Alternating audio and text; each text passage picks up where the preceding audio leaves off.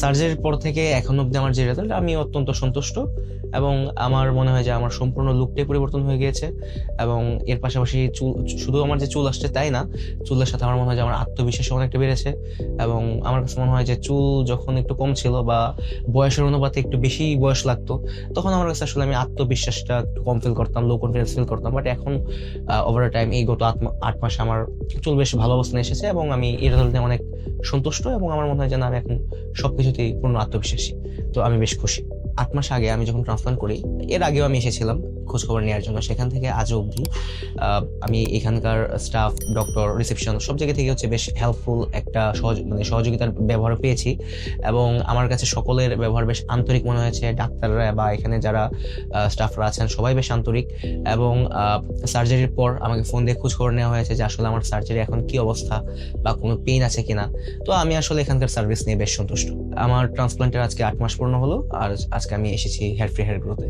সার্জারির সময় আমি মোট 3000 গ্রাফট ইমপ্ল্যান্ট করেছিলাম এবং আমার সার্জারির মেথড ছিল সেফায়ার এফইউই। সার্জারি থেকে আজকে নিয়ে 8 মাস আমি এই পর্যন্ত আসলে কোনো সমস্যা ফিল করিনি। আমার কাছে মনে হচ্ছে না, সব ঠিকঠাকই, নর্মাল প্রক্রিয়া। ফেসবুকে আসলে বিভিন্ন পোস্ট দেখা যায় বা বিভিন্ন এটা নিয়ে আসলে ট্রান্সপ্লান্ট নিয়ে একটা মানুষের মধ্যে ভয় কাজ করে বা একটা মিথ আছে যে না, ট্রান্সপ্লান্টটা বেশ বড় সার্জারি কিংবা এরপরে অনেক জটিলতা দেখা যেতে পারে, সাইড ইফেক্ট হতে পারে। বাট আমার কাছে মনে হচ্ছে যে না, সেই ধরনের কিছু নেই এবং আমার কাছে বেশ স্বাভাবিকই মনে হচ্ছে এবং আমি আসলে বর্তমানে আমার সকল কাজই স্বাভাবিকভাবে করতে পারছি।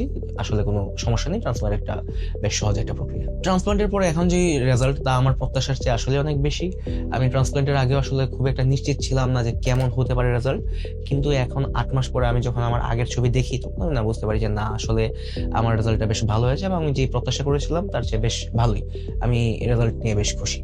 সার্জারি আজকে 8 মাস। তো এই 8 মাসের মধ্যে আমার কাছে মনে হয় যখন আমার সার্জারির প্রথম 1 মাস থেকে 3 মাস নাগাদ, এই 2 মাস সময় যখন শেডিং ফেজ চলছিল, আমার কাছে মনে হচ্ছে সেটা বেশ একটা চ্যালেঞ্জিং সময় ছিল আমার জন্য। এবং আমি আসলে বেশ মানসিকভাবে একটা দ্বন্দ্বে থাকতাম যে এই যে চুল পড়ে যাচ্ছে সেগুলোকে আবার গজাবে কি না। তো আমি বেশ দ্বিধায় ছিলাম। তারপর আমি ডাক্তারের সাথে এখানে এসে কথা বলেছি, তারা আমাকে আশ্বস্ত করতো। এরপরেও আসলে একটা ভয় কাজ করতো যে আসলেই হবে কি না। তারপর 3 মাস পর থেকে যখন চুল গজানো শুরু করলো, তখন দেখলাম যে না, নতুন চুল গজাচ্ছে এবং এগুলো আমারই চুল। এবং ধীরে ধীরে চুলগুলো শুধু বড় হতে থাকলো এবং এরপর থেকে আসলে ওইভাবে চুল পড়া বা এই ধরনের কিছু হয়নি এবং আমি বুঝলাম যে না, আমার ট্রান্সপ্লান্টটা ভালোর দিকে যাচ্ছে। এবং মোটামুটি 5 মাস নাগাদ আমি একটা দৃশ্যমান ফলাফল দেখতে পেয়েছিলাম। তো ওই শেডিং ফেজটাই ছিল আমার জন্য একটা চ্যালেঞ্জিং সময়। এছাড়া গত 8 মাসে আসলে আমার কাছে সবটাই বেশ একটা স্মুথ জার্নি মনে হয়েছে। তো আমার ট্রান্সপ্লান্টের এই চুলগুলো আসলে যারা নতুন দেখে, যারা আমাকে প্রথমবার দেখছে, তারা আসলে বুঝতে পারে না যে আমার আসলে আগে কেমন ছিল বা কি ধরনের। আর যারা আমার আগের বন্ধু, তাদেরকে যারা জানে তারা তো জানেন, যারা জানে না তারা আসলে বলে যে আরে কি ব্যাপার, হঠাৎ করে তুই চুল কিভাবে গজালি, আমাকে একটু সাহায্য কর বা এই ধরনের।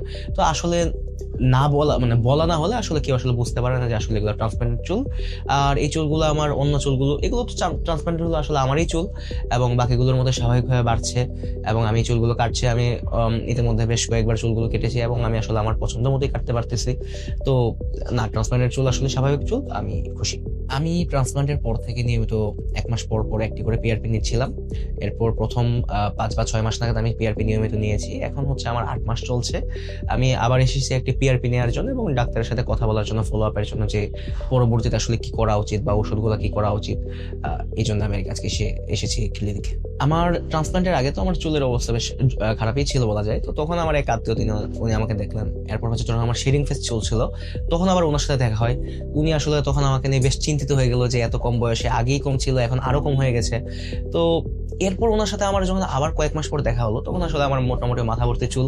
তখন উনি আসলে আগের চেয়ে আরো বেশি অবাক হয়ে গেল যে আসলে বিষয়টা কিভাবে কি। তো এই বিষয়টা আসলে আমি আর তাকে খোলাসা করে বলিনি বিষয়টা কি। তিনিও বেশ এটা নিয়ে কৌতূহলী ছিলেন যে আসলে কিভাবে কি হলো। তো এটা বেশ আমার কাছে একটা মজাদার মুহূর্ত মনে হয়েছে আর কি। তো আমার আসলে চুল পড়া শুরু হয়েছিল বেশ আগে, আমি তখন আসলে ওইভাবে গুরুত্ব দেই নাই। তো ধীরে ধীরে দেখা যায় আমার অবহেলার কারণে চুল বেশ একদম টাক পর্যায়ে চলে আসে। তো যারা এখন আসলে চুল পড়ার সমস্যা নিয়ে ভুগছেন এবং আসলে অবহেলা করছেন, তাদের প্রতি আমার একটা পরামর্শ থাকবে যে চুল আসলে পড়ে যাওয়ার পর হতাশায় ভোগার আগে আপনারা যখন চুল পড়ার সমস্যায় ভুগছেন, সেটা কিভাবে থামানো যায় বা কমানো যায় সেই বিষয়ে একটু সচেতন হওয়া উচিত। এবং সেক্ষেত্রে আপনারা যে কোনো ডার্মাটোলজিস্ট বা হেয়ার স্পেশালিস্ট কারোর সাথে যোগাযোগ করতে পারেন। আমি সাজেশন দিব আপনারা হচ্ছে হেয়ার ফ্রি হেয়ার গ্রোথে আসতে পারেন।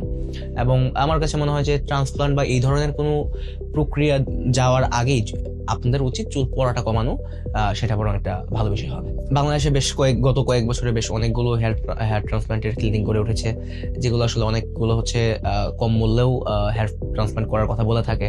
কিন্তু আসলে আপনাদের উচিত দামের দিকে না তাকিয়ে আসলে সেখানে আপনারা কি ধরনের সেবা পাচ্ছেন সেটাও আগে যাচাই করে নেওয়া। তো আমি আসলে ট্রান্সপ্লান্ট করার আগে বাংলাদেশে যে কয়টা ক্লিনিক আছে মোটামুটি সবগুলোতে আমি দেখার চেষ্টা করেছি কোনটায় কি হবে, সবগুলো জায়গায় ডক্টরদের সাথে কথা বলেছি। আমার কাছে মনে হচ্ছে যে হেয়ার ফ্রি হেয়ার গ্রোটা ভালো হবে, তো আমি এখানে করেছি। এবং বিগত আমার হেয়ার ট্রান্সপ্লান্টের আগ থেকে এখন অবধি এই দিনগুলোয় যে সার্ভিস ছিল আমি তা নিয়ে সন্তুষ্ট। তো আপনারা আসলে যারা হেয়ার ট্রান্সপ্লান্ট বা বিয়ার্ড ট্রান্সপ্লান্ট করাতে ইচ্ছুক, আপনারা ট্রান্সপ্লান্ট যেখানেই করান না কেন, আমার আপনাদের প্রতি পরামর্শ থাকবে আগে হচ্ছে আপনারা প্রত্যেকটা ক্লিনিকে যান, গিয়ে হচ্ছে কথা বলে দেখুন যে কোথায় আপনাকে মানসিকভাবে তারা আপনাকে স্যাটিসফাই করতে পারে। তারপর হচ্ছে আপনারা সেখানে ট্রান্সপ্লান্ট করুন। শুধু কম দাম বা এই ধরনের কোনো চটকদার কথা শুনে যেন আপনারা রাজি না হয়ে যান, এই আর কি।